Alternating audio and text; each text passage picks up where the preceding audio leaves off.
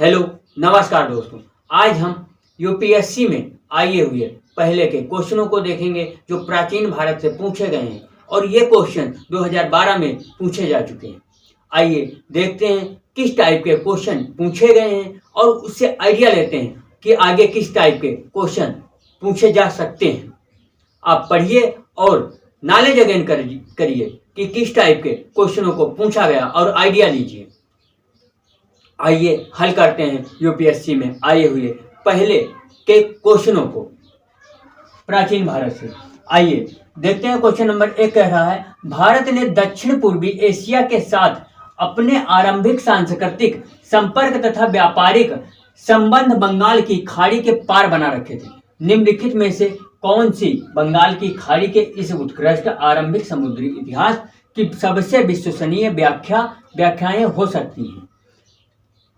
Option A अगर आप प्राचीन काल तथा मध्यकाल में भारत के पास दूसरों की तुलना में अति उत्तम पोत निर्माण तकनीकी उपलब्ध थी। बी कह रहा है, इस उद्देश्य के लिए दक्षिण भारतीय शासकों ने व्यापारिक ब्राह्मणों, पुजारियों और बौद्ध भिक्षुओं को सदा संरक्षण दिया। सी कह रहा, बंगाल की खाड़ी में चलने वाली मानसूनी हवाओं ने समुद्री यात्राओं को सुगम बना दिया। ऑप्शन डी कह रहा है, इस संबंध में ए तथा बी दोनों विश्वसनीय व्याख्याएं हैं। क्वेश्चन कह रहा है, जो प्राचीन काल में जो दक्षिण पूर्वी एशिया का क्षेत्र था वह किस वजह से महत्वपूर्ण था सांस्कृतिक और व्यापारिक से, उसके बारे में पूछा गया है कि बंगाल की खाड़ी के पास जो दक्षिण पूर्वी एशिया का जो क्षेत्र था वह किस लिए महत्वपूर्ण था और क्यों, क्या कारण थे। तो देखिए, दक्षिण पूर्वी एशिया का जो क्षेत्र था वह खनिजों, मसालों और धातुओं की वजह से वह महत्वपूर्ण था, क्योंकि वहां पर व्यापार का एक संगठन था। क्योंकि जो व्यापारी जो काम होता था वहां पे आपको खनिज और धातुएं और हमारे मसाले बहुत ज्यादा उत्पन्न होते थे, इसलिए यह क्षेत्र बहुत ही महत्वपूर्ण था। इसलिए दक्षिण पूर्वी एशिया को स्वर्ण द्वीप या स्वर्ण भूमि के नाम से भी जाना जाता है।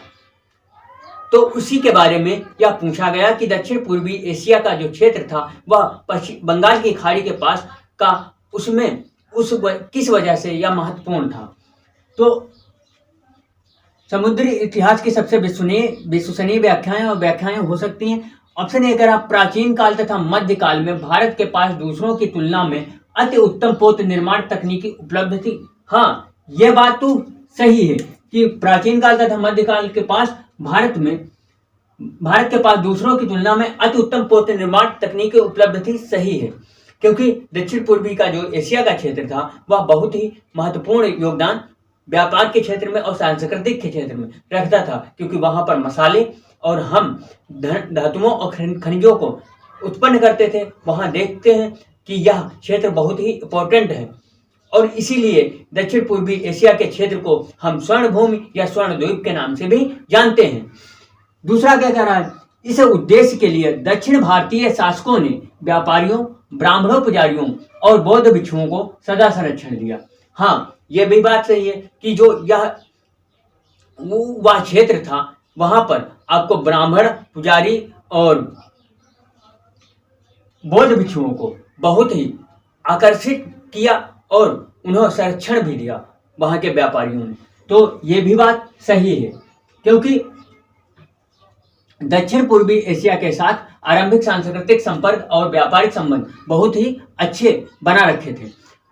ऑप्शन सी कह रहा, बंगाल की खाड़ी में चलने वाली मानसूनी हवाओं ने समुद्री यात्राओं को सुगम बना दिया, नहीं, और कठोर बना दिया था। क्योंकि दक्षिण पूर्वी बंगाल की खाड़ी में जो चलने वाली मानसूनी हवाएं थी वह व्यापारियों को कठिनाई उत्पन्न करती थी, इसलिए सुगम नहीं बनाती हैं, कठिनाई उत्पन्न करती हैं, इसलिए ये सही गलत हो जाएगा। और ऑप्शन डी कह रहा है, इस संबंध में ए तथा बी दोनों विश्वसनीय व्याख्याएं। हाँ, सही है कि ये दोनों व्याख्याएं ए और बी दोनों ही हमारी सही दिख रही, लेकिन सी वाली गलत है। समुद्री यात्राओं को सुगम नहीं बनाता और कठिन कर देता है बंगाल की खाड़ी में। ठीक, तो इस तरीके से इस क्वेश्चन का आंसर डी हो जाएगा। देखिए यूपीएससी किस तरीके के क्वेश्चनों को पूछती है, कितना माइंड सेट अपना एकत्रित करने के बाद इन क्वेश्चनों को हल कर सकते हो। यदि पढ़ा हुआ है तभी, नहीं तो हल नहीं कर सकते।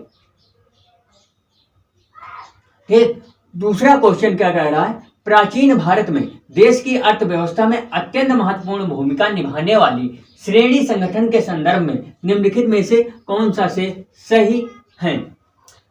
कह रहा है कि प्राचीन भारत में जो अर्थव्यवस्था थी वह अत्यंत महत्वपूर्ण थी, और इसमें जो श्रेणी संगठन था वह किस लिए बना था और क्यों इसे बनाया गया था, इसके बारे में जानकारी पूछना चाह रहा है। और ऑप्शन एक कथन कह रहा है, प्रत्येक श्रेणी राज्य की एक केंद्रीय प्राधिकरण के साथ पंजीकृत होती थी और प्रशासनिक स्तर पर राजा उनका प्रमुख होता था। नहीं, राजा उनका प्रमुख नहीं होता था। ठीक, राजा उनका प्रमुख नहीं होता था, तो ये बात तो गलत है। ठीक, और दूसरा कह रहा है, श्रेणी ही वेतन काम करने के नियमों, मानकों एवं कीमतों को सुनिश्चित करती है। हाँ, श्रेणी इसीलिए बनाई गई थी कि वेतन और काम करने के नियमों और मानकों की कीमतों को सुनिश्चित करना। और इसमें यह भी बात कही गई थी कि यह श्रेणी का अपने सदस्यों पर न्यायिक अधिकार होता था। यह भी बात सही है। ठीक, पूर्व कह रहा ऑप्शन ए 1 और 2, बी केवल 3, सी 2 और 3, डी ए सभी। तो हम देखते हैं पहला गलत है, 2 और 3 सही है, तो ऑप्शन सी हो जाएगा। ठीक, तो देश की अर्थव्यवस्था में जो श्रेणी संगठन था वह अपने वेतन और अपने सदस्यों को न्यायिक अधिकार देता था और वेतन काम करने के नियमों, मानकों और कीमतों को सुनिश्चित करती थी। इसका यही काम था। ठीक, लेकिन इसमें प्रशासनिक स्तर पर राजा उसका प्रमुख नहीं होता था, न तो ये केंद्रीय प्राधिकरण के साथ पंजीकृत होती थी। ठीक, तीसरा क्वेश्चन कह रहा है, पूर्व वैदिक आर्यों का धर्म प्रमुखता था। पूर्व वैदिक आर्य जो थे, पूर्व वैदिक आर्यों के बारे में वो पूछा गया है जो वैदिक सभ्यता से संबंधित है, कि यह किस धर्म को प्रमुखता देते थे, भक्ति को या भक्ति और यज्ञ को, मूर्ति पूजा और यज्ञ को, या प्रकृति पूजा और भक्ति को, और प्रकृति पूजा और यज्ञ को। ठीक, ऑप्शन ए कह रहा भक्ति, ऑप्शन बी कह रहा मूर्ति पूजा और यज्ञ, सी कह रहा प्रकृति पूजा और यज्ञ, डी कह रहा प्रकृति पूजा और भक्ति। तो वैदिक जो आर्य थे वह अंतरिक्ष देवता, आकाश देवता और वायु देवता, अग्नि देवता, इन सबको पूजते थे, ये मानते थे। ठीक, तो इस वजह से ये देखते हैं कि आर्य किसको मानते थे, ये प्रकृति पूजा को ज्यादा महत्व देते थे, और उन्हीं के लिए ये यज्ञ का भी करते थे, क्योंकि ये समझते थे कि यज्ञ जो है करने से ये वातावरण, वायु शुद्ध होगी। तो ये वैदिक जो आर्य थे वो इसीलिए ये करते थे, ना कि ये भक्ति में ज्यादा विश्वास रखते थे, ये प्रकृति पूजा में बहुत विश्वास रखते थे, और ये यज्ञ भी करते थे। वैदिक सभ्यता जब हम पढ़ते हैं तो प्रकृति पूजा और यज्ञ को ये बहुत ही महत्वपूर्ण मानते हैं, और यही हम जब पढ़ते हैं वैदिक सभ्यता तो उसमें ये हमें पढ़ाया गया है। ठीक, तो पूर्व वैदिक आर्यों का धर्म प्रमुखता था प्रकृति पूजा और यज्ञ। क्या था? प्रकृति पूजा और यज्ञ, प्रकृति पूजा और यज्ञ, ये था। ठीक, ना कि ये मूर्ति पूजा करते नहीं थे, और भक्ति तो ये करते नहीं थे, ये केवल प्रकृति पूजा और यज्ञ करते थे, क्योंकि प्रकृति को ये मानते थे, जैसे अंतरिक्ष, वायु, आकाश, अग्नि, ये इन देवताओं को ये मानते थे। तो इस वजह से ये प्रकृति पूजा और यज्ञ को ये महत्व देते थे। ऑप्शन 4 कह रहा है, प्राचीन कालीन भारत में हुई वैज्ञानिक प्रगति के संदर्भ में निम्नलिखित में से कौन से कथन सही है? कौन से कथन सही है? प्राचीन कालीन भारत में हुई वैज्ञानिक प्रगति, यानी प्राचीन भारतीय जो वैज्ञानिक प्रगति हुई उसमें हमें कौन से कथन सही देखने को मिलते हैं? कथन दिए गए हैं। एक है, प्रथम शती ईस्वी में विभिन्न प्रकार के विशिष्ट शल्य औजारों का उपयोग आम था। हम सुश्रुत संहिता जब पढ़ते हैं तो सुश्रुत संहिता में हम देखते हैं कि शल्य जो औजार हैं उनको देखा गया है। सुश्रुत संहिता उसमें हमें शल्य चिकित्सा के औजार को देखने को मिलता है, यह आम था। ठीक, तो इसलिए यह ऑप्शन हमारा सही हो जाता है। फिर दूसरा क्या करा, तीसरी शती ईस्वी के आरंभ में मानव शरीर के आंतरिक अंगों का प्रत्यारोपण शुरू हो चुका था। ये हमें कहीं से कहीं तक कहीं भी मानव शरीर के अंगों का प्रत्यारोपण नहीं देखने को मिलता है, तो इसलिए हमें ये गलत करना पड़ेगा, क्योंकि ये हम कहीं पढ़े ही नहीं है कि उस समय प्राचीन भारत में मानव शरीर के अंगों का प्रत्यारोपण हो सकता था, कभी नहीं देखा गया। ठीक, फिर तीसरा क्या करा है, 5वीं शती ईस्वी में कोण के ज्या का सिद्धांत ज्ञात था। हाँ, 5वीं शती में जो आर्यभट्ट थे, कौन? आर्यभट्ट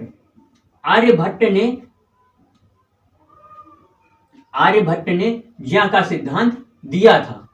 उस समय आर्यभट्ट ने ज्या का सिद्धांत दे चुके थे, तो इसलिए तीसरा भी सही है, पहला भी सही है, दूसरा हमारा गलत हो जाता है। ठीक, चौथा क्या करा, 7वीं ईस्वी में चक्रीय चतुर्भुज का सिद्धांत ज्ञात था। हाँ, ब्रह्मगुप्त जो थे, ब्रह्मगुप्त ये चक्रीय चतुर्भुज का सिद्धांत दे चुके थे। उस टाइम चतुर्भुज का सिद्धांत दे चुके थे। चक्रीय चतुर्भुज का सिद्धांत ब्रह्मगुप्त दे चुके थे, इसलिए चतुर्भुज का सिद्धांत हमें ज्ञात था। यह भी बात सही है। तो हम देखते हैं कूट में प्राचीन काल वैज्ञानिक प्रगति के संदर्भ में हमारा प्रथम शती ईस्वी में विभिन्न प्रकार के विशिष्ट शल्य औजारों का उपयोग आम था। ये बात सही है, क्योंकि ये हम सुश्रुत संहिता में पढ़ चुके हैं। और 5वीं शती ईस्वी में कोण के ज्या का सिद्धांत ज्ञात था, ये भी बात आर्यभट्ट ने हमें बताई थी। 7वीं शती ईस्वी में चक्रीय चतुर्भुज का सिद्धांत ज्ञात था, यह हमें ब्रह्मगुप्त से मिला था। तो इसलिए हमारा दूसरा गलत हो जाएगा, तो हमारा ऑप्शन सी सही हो जाए, 1, 3 और 4, इसलिए यही आंसर हमारा हो जाएगा। ठीक, तो आप देखें कि किस टाइप के यूपीएससी 2012 के क्वेश्चनों को देखिए कि किस टाइप के क्वेश्चन बनाया था, और यूपीएससी अपने हिसाब से क्वेश्चन ऐसे रखता है कि आप अगर पढ़े हो तभी हल कर सकते हो। ए नॉलेजेबल क्वेश्चन है, जिससे आपको बहुत ही अच्छा लगेगा। आप पढ़िए और इसी टाइप से अपने माइंड को विकसित कीजिए और पढ़ते चलिए और नॉलेज अगेन करते चलिए और परीक्षा में बेहतरीन प्रदर्शन कीजिए। जब पढ़ोगे और देखोगे और आइडिया लोगे, उसी हिसाब से अपने माइंड को विकसित करोगे, तो आपको बहुत लाभ होगा। आप पढ़ते चलिए, नॉलेज अगेन करते चलिए और परीक्षा में बेहतरीन प्रदर्शन कीजिए और हमेशा मुस्कुराते रहिए, कभी अपने लिए कभी अपनों के लिए। बस इसी बात पे आप लोगों को धन्यवाद। Thank you.